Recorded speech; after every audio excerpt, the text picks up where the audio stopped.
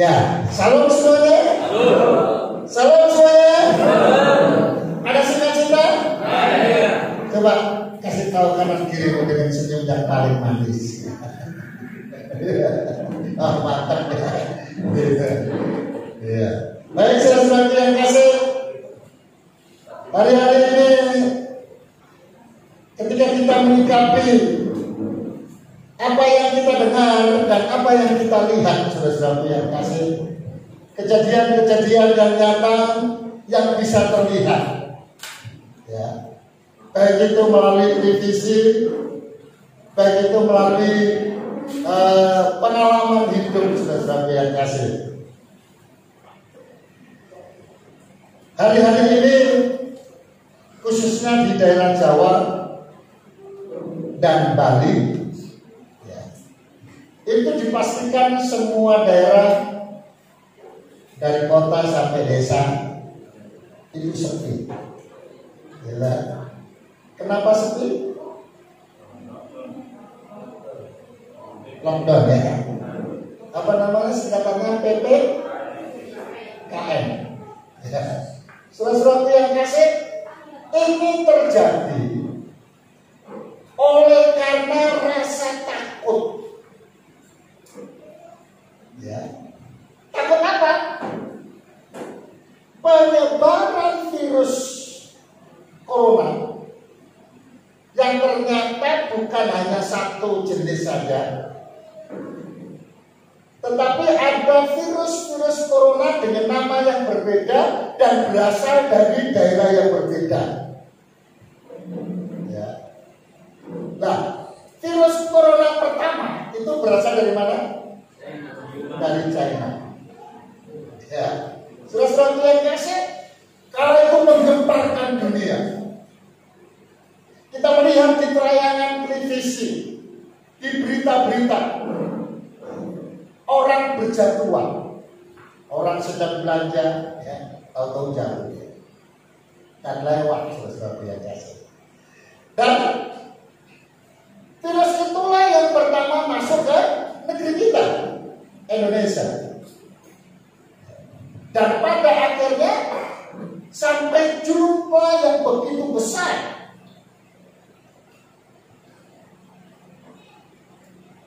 Dan ketika virus yang dari China ini mulai dapat ditangani, ya, melalui dunia medis, ya, lalu kemudian pengobatan begitu canggih, saudara-saudara yang kasih, pemerintah kita mengklaim, ya, virus itu yang bisa disembuhkan. Berapa? 90%, ya. Bayangkan, ya, hampir 100%. Tapi saudara-saudaraku yang kasih, hari-hari ini, terutama mulai tanggal 3 kemarin sampai tanggal 20, Pulau Jawa dan Pulau Bali di lockdown, PPKM. Ya. Harusnya saudara-saudaraku yang kasih, kalau kita negeri ini bisa mengatasi 90%, kan hanya 10% saja, ya, bahkan nggak nyampe pun. Saudara-saudaraku yang kasih, tentu mudah, tapi apa yang terjadi? Ya. Penyebaran virusnya semakin gampang, semakin kuat. Ya, ternyata yang kita hadapi bukan hanya virus dari Chinese. Yang paling ganas, paling mudah penyebarannya itu adalah virus dari India. Dari India, saudara yang kasih. Sudah masuk di negeri kita. Ya. Makanya ketakutan ini terjadi. Sehingga bukan hanya negeri kita, Malaysia juga begitu, sudah di lockdown. Ya. Saya mendapat berita, saudara-saudara yang kasih, namanya juga itu. Ada waktu-waktu tertentu yang betul-betul tidak diperbolehkan. Ada kayak supermarket dan lain sebagainya itu, mall dan lain sebagainya itu dibatasi juga. Saya mendapatkan berita itu paling malam itu jam 8 malam, ya kan? ATM ya dan lain sebagainya sudah jam 8 malam itu paling terakhir. Satu peristiwa, ada seorang yang sedang butuh duit, ya. Dan waktu itu menunjukkan jam 8 kurang sekian menit. Maka dia bergegas-gegas, dia bergegas-gegas masukkan kartu ATM-nya, gitu. Lalu kemudian keluar duitnya. Begitu keluar duitnya, dia balik, pintunya sudah ditutup. Pintunya sudah ditutup. Karena itu pakai otomatis itu. Ya. Bukan orang untuk dulu gitu kayak di tempat kita ini, bukan di tempat kita, bukan di negeri kita ya. Kalau di negeri kita kan masih rata-rata ditutup dulu kan. Jadi kalau ada orang yang masih di ATM, masih kelihatan ya. Pak cepet Pak cepet kan gitu. Ya kalau yang otomatis kan repot lah. Begitu jam 8 malam tek, ini langsung tutup semua. Langsung tutup semua. Seperti itu ya. Lalu kemudian sepanjang malam nunggu sampai jam 10 pagi ya, baru dia bisa keluar. Kalian ini sudah, kalau dia di dalam ATM itu seorang diri sepanjang malam. Lalu kemudian lampu mati, saudara-saudaraku yang kasih. Bayangin dia, sanggup membayarkan? Tak usah dibayar. Itu kan kejadian di luar. Kalau di tempat kita nggak ada itu ya. Nah, saudara-saudaraku yang kasih, ketakutan. Ya. Dan firman Allah mengajarkan kepada kita satu kalimat di dalam ayat yang saya pakai sebagai tema kita pada pertemuan kita saat ini, ibadah ini ya. Dalam Lukas pada pasal yang ke-8 ayat yang ke-50. Lukas pada pasal yang ke-8 ayat yang ke-50 ya, sama-sama kita akan baca bersama ya. Baik, tadi berdiri karena ini satu ayat sudah yang kasih. Kita akan baca bersama-sama dengan suara yang keras ya, dengan suara yang keras ya. 2, 3. Tetapi Yesus mendengarnya dan berkata kepada Yairus, jangan takut, percaya saja dan anakmu akan sembuh. Amin. Silakan duduk, saudara-saudara yang kasih ya. Jadi yang saya ambil sebagai tema kita dalam ibadah raya ini, saudara-saudara yang kasih, kalimatnya Tuhan Yesus. Tuhan Yesus berkata kepada Yairus, ya, Yairus, jangan takut, percaya saja. Ya. Jangan takut, percaya saja. Maka apa yang menjadi kesulitanmu, maka apa yang menjadi pergumulanmu, maka apa yang menjadi ketakutanmu, itu akan diberikan jalan keluar oleh Tuhan. Ya, jangan takut, ya, percaya saja. Ya, saya ambil dari kalimat Tuhan Yesus. Nah, sekarang ini sudah mulai ya, meresahkan. Lalu kemudian masuk ke daerah-daerah, termasuk ke daerah kita, saudara-saudara. Ya. Ada yang saat ini, aku nggak sebutkan marganya, saudara-saudara ya, sedang diisolasi di rumah sakit. Ya. Di kampung kita ini, saudara-saudara biasa. Dan itu yang membuat orang-orang ya ketakutan. Ke gereja takut. Lalu kemudian ibadah takut. Persekutuan takut, saudara yang kasih. Tapi aku herannya kalau ada perkawinan, pesta, tidak.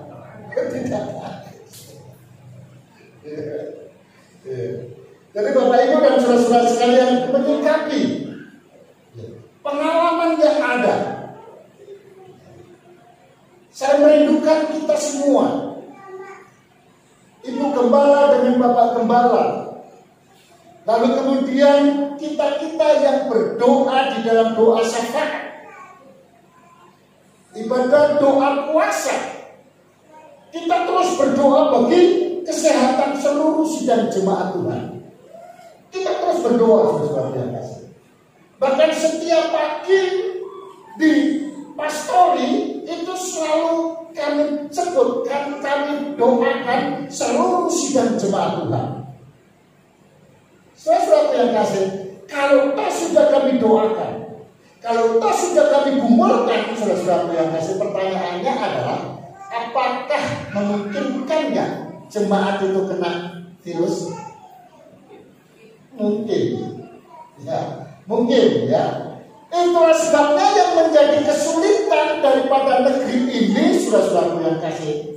Kalau saya mengatakan kurang apa itu Bapak Presiden kita, begitu peduli terhadap kesehatan kita.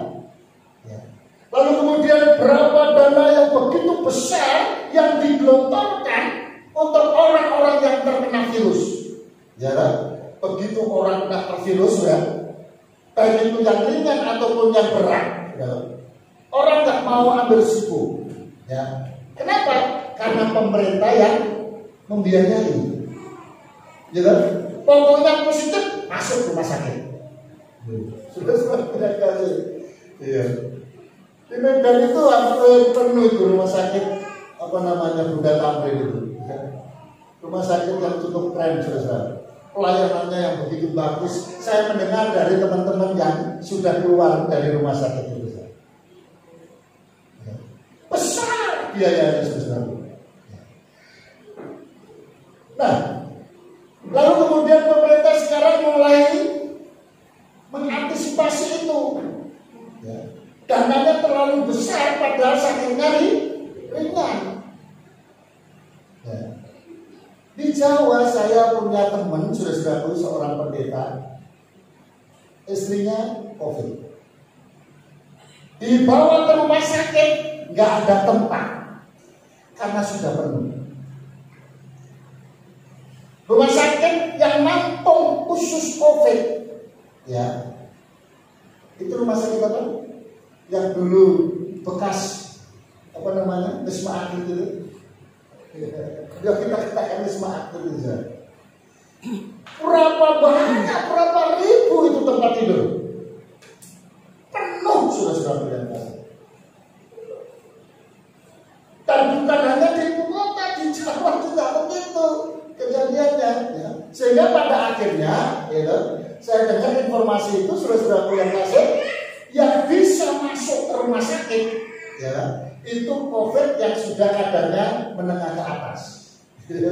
Kalau yang ke bawah, ya, yang masih ringan-ringan cukup mandiri, ya. Jadi kalau ada orang yang kena COVID, lalu kemudian dokter tidak menganjurkan ke rumah sakit, berarti itu sakitnya masih ringan. Ya, sakitnya masih ringan. Tapi apapun namanya, saudara-saudaraku yang kasih, kita harus jaga diri, waspada. Pemerintah yang paling sulit bukan masalah duitnya, tapi pemerintah yang paling sulit adalah kerjasamanya antara pemerintah dengan masyarakat. Ya, cobalah hari-hari besar sudah dikasih tahu, bahkan dibuat undang-undangnya, yang melanggar ada hukumannya dan sebagainya, masih toh. Ya. Maka ketika liburan panjang kemarin, Lebaran, saudara-saudara yang kasih, itu yang paling banyak, itu yang paling banyak. Ya. Nah, itulah sebabnya, saudara-saudara, gereja juga begitu. Gembala memang berdoa. Setiap ibadah, baik itu doa syafaat maupun doa puasa, kita terus bergerak, kita terus doakan, saudara-saudaraku yang kasih, itu suatu tiada berarti kalau jemaat tidak mau menjaga ini, waspada, jaga kebersihan. Ingat, gitu, pakai masker. Dulu kita sertakan ya pakai masker gitu kan. Ya ibadah semua pakai masker, tapi maskernya nggak ada posisinya. Ya. Masker yang benar kan duduk giring, dulu taruh di sini. Iya. Sering cuci tangan dan lain sebagainya. Ya. Dan pengalaman yang ada, pesta itu berbahaya. Ya. Apalagi kalau ada yang dari luar yang datangnya, entah dari Jakarta, kita Suraku, ya. Saya kalau diundang, ya. Kalau kemudian tamunya ada yang dari Jakarta, ada yang dari Bali, maksudnya dari Jawa, dari Bali, ada yang datang ke situ, lebih bagus aku nggak datang pada hari itu. Ya, ya karena pengalaman saudaraku. Begitu menghadiri pesta, pulang ke tempat saudaraku yang kasih. Ya, kena virus ya.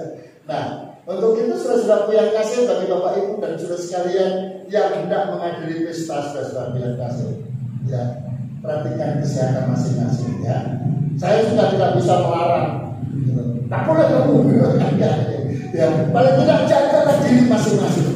Ya, kalau engkau pergi, ya perhatikan, jaga jarak, pakai masker, lalu cuci tangan, ya supaya itu semua boleh. Ketika saudara pulang, ya kalau mamanya keluar, ketika saudara beribadah tidak akan menular, ya memberikan penularan dan sebagainya. Kita sekarang kan bingung juga.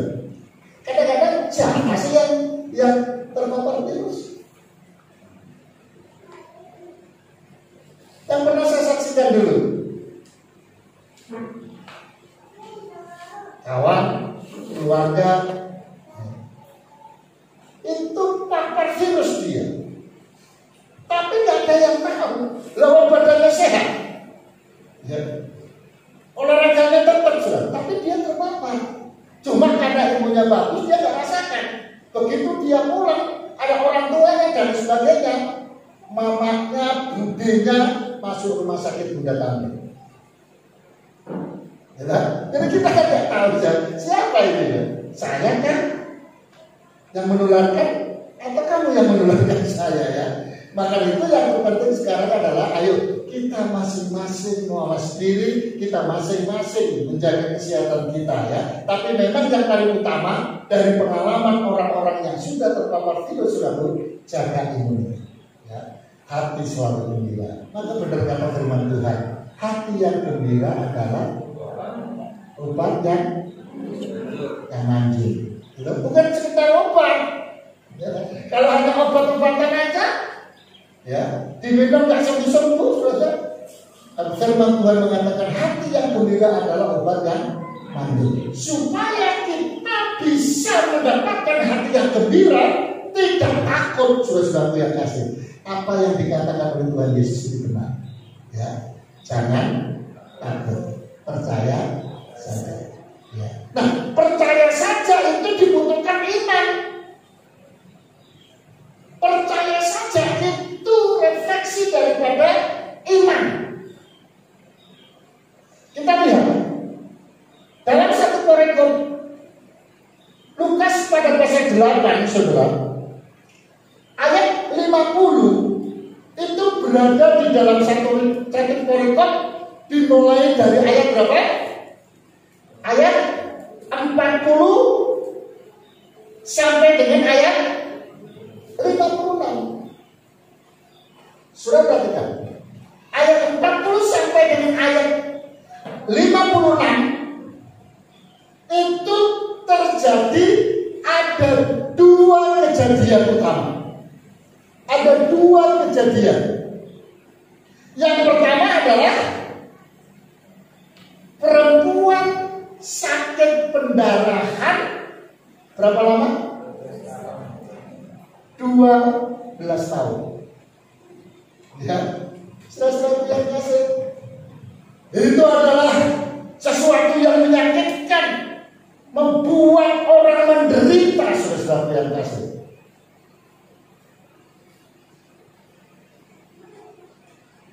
Tapi ketika dia mendengar nama Yesus, ketika dia tahu Yesus itu berkuasa, maka imannya itu timbul.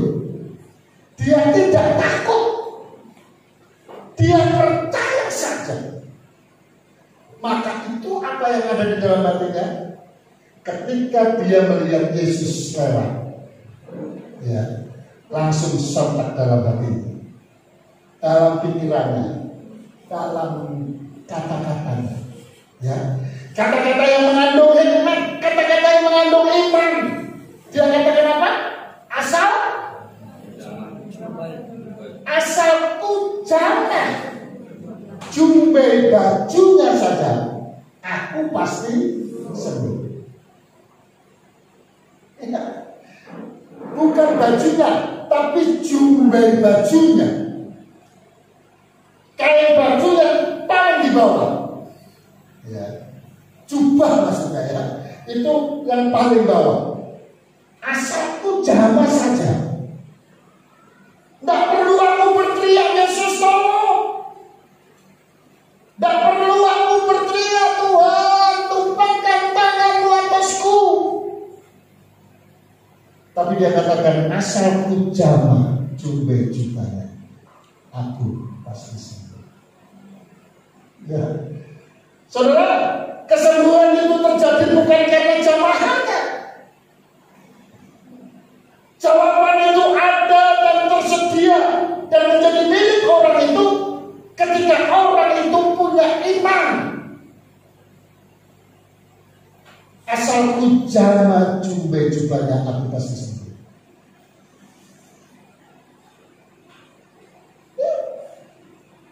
Itulah sebabnya apa kata Tuhan Yesus di dalam ayat yang ke-48.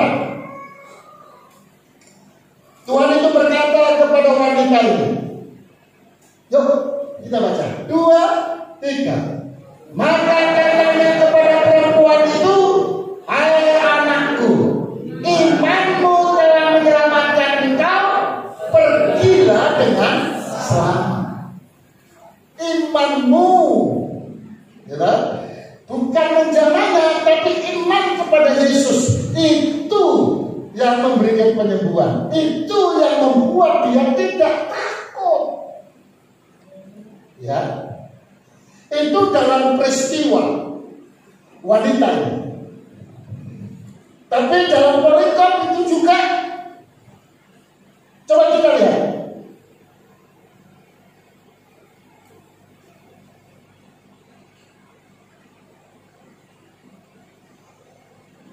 Ayat yang ke-49.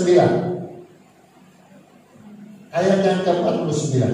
Ketika Yesus masih berbicara, datanglah seorang dari keluarga kepala rumah ibadat itu dan berkata, anakmu sudah mati. Ya, sekali lagi, anakmu sudah mati, jangan lagi engkau menyusahkan guru. Saudara, kalau orang itu masih bernapas, ya, mau mati, walaupun itu saudara-saudaraku yang kasih, itu masih ada harapan untuk sembuh. Tapi kalau sudah mati, lepas roh itu pada tubuhnya, tak ada harapan. Tapi orang tua itu punya keyakinan, punya iman. Karena Yesus berkata jangan takut, percaya saja. Ya, itu yang ada dalam pikirannya. Kalau aku tidak takut, kalau aku percaya saja kepada Tuhan Yesus, maka Tuhan akan pulihkan keadaanmu. Benarkah anak ini sudah mati?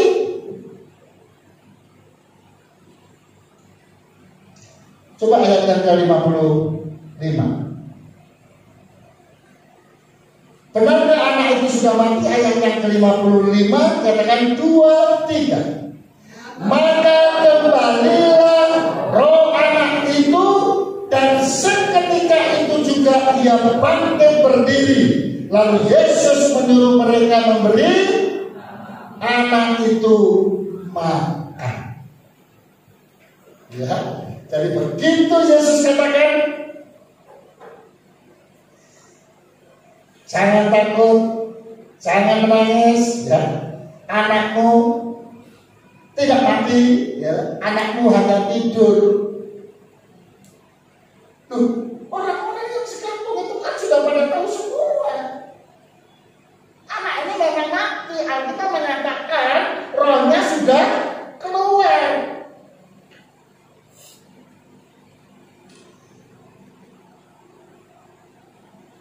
Maka dikatakan pada ayat yang ke-53, mereka menertawakan dia karena mereka tahu bahwa anak itu telah mati. Terus lalu Yesus memegang tangan anak itu dan berseru katanya, "Hai anak, bangun." Yang tidak punya harapan, tapi kalau dia punya iman kepada Yesus dan dia tidak takut, asal dia percaya kepada Yesus, akan tumbuh harapan. Ya, harapan masa depan, ya. Harapan ekonomi yang sedang morot, ya. Harapan cari pekerjaan yang nggak dapat karena masa pandemi, saudara-saudara yang kasih, dan lain sebagainya. Saya mengucap syukur kepada Tuhan, dan saya informasikan kepada kita, saudara-saudara. Beberapa orang yang kita doakan, yang diantaranya mereka rindu berdoa untuk mendapatkan pekerjaan baru, dan Tuhan jawab mereka sudah bekerja. Yang di Lampung, saudara-saudaraku yang kasih, orang yang sudah sepertinya tidak ada harapan, ibu gembala itu disembuhkan oleh Tuhan. Ya. Jadi doa-doa kita itu bukan sekedar berlalu begitu saja, tidak, saudara-saudara yang kasih. Ya. Nah, kalau yang jauh Tuhan jawab, pasti yang dekat pasti Tuhan jawab. Maka itu jangan merasa bosan, jenuh untuk berdoa. Ya, dari atas mimbar ini saya mengundang Bapak Ibu dan saudara sekalian, ya, yang belum pernah ikut-ikutlah, ya. Yang sudah ikut tetaplah ikut, ya. Supaya ibadah doa syafaat kita, ya, itu semarak kalau jemaat kita dilawat oleh Tuhan. Amin. Nah, saudara-saudara yang kasih, saya akhiri dengan sebuah peristiwa yang pagi tadi itu menjadi ayat pembacaan firman Tuhan.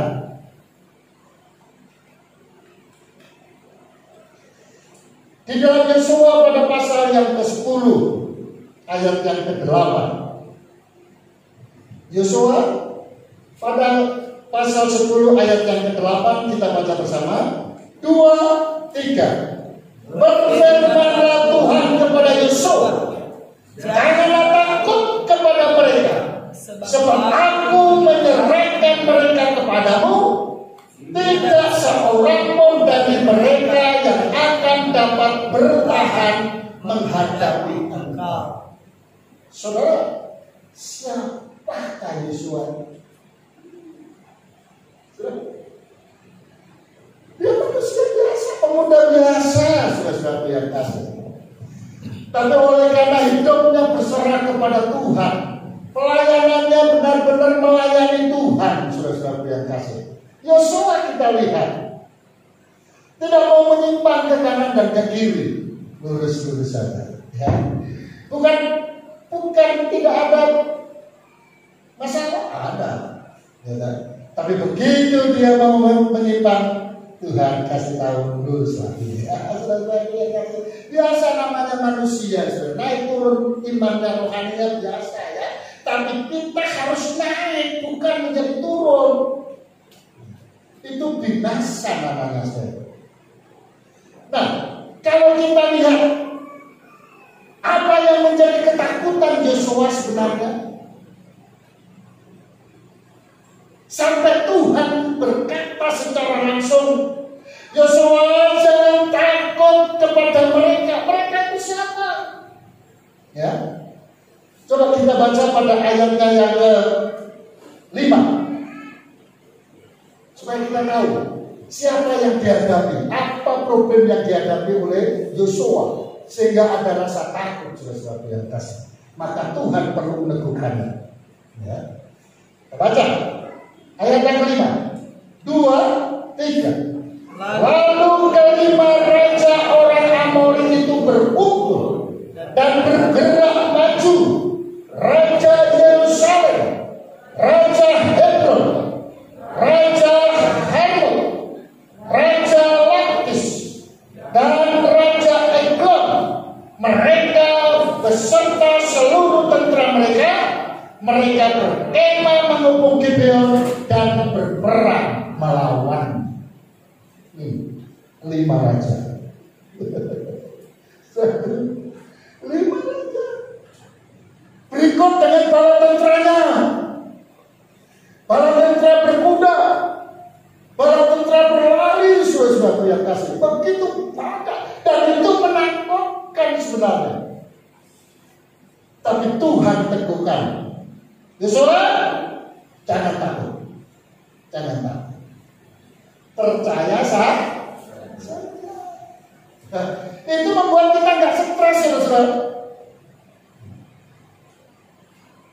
Coba yang kita dengar. Benarkah kalau ada 50.000 orang yang meninggal karena COVID? Benarkah yang ke-50 orang itu meninggal karena COVID? Pertanyaannya besar di sini. Dan sepakat orang mengatakan yang paling banyak meninggal bukan karena COVID, tapi karena takut. Takut, saudara-saudara yang kasih. Ya, orang begitu masuk ke rumah sakit COVID sudah takut duluan, saudara. Saudara yang kasih. Coba kita lihat ayat terakhir kita. Bagaimana Yosua pada akhirnya? Pasal yang ke-10 ayat yang ke-40 sampai dengan 43 atau sampai 42 saja. Ya, kita baca Yosua pada pasal yang ke-10 tadi ayat 40 sampai dengan 42 ya. Oke, 2, 3. Demikianlah Yosua mengalahkan seluruh negeri itu, pegunungan, tanah Negeb, daerah bukit, dan lereng gunung, beserta semua raja mereka.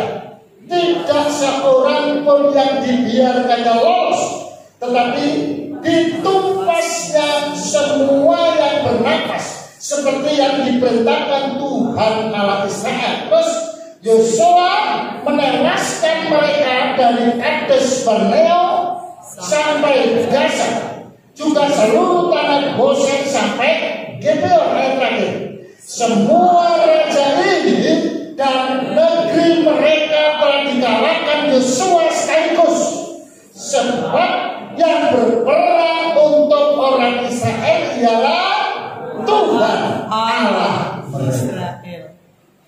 Ya, Tuhan Allah Israel. Secara kasat mata Yosua beserta dengan prajuritnya itu yang berperang.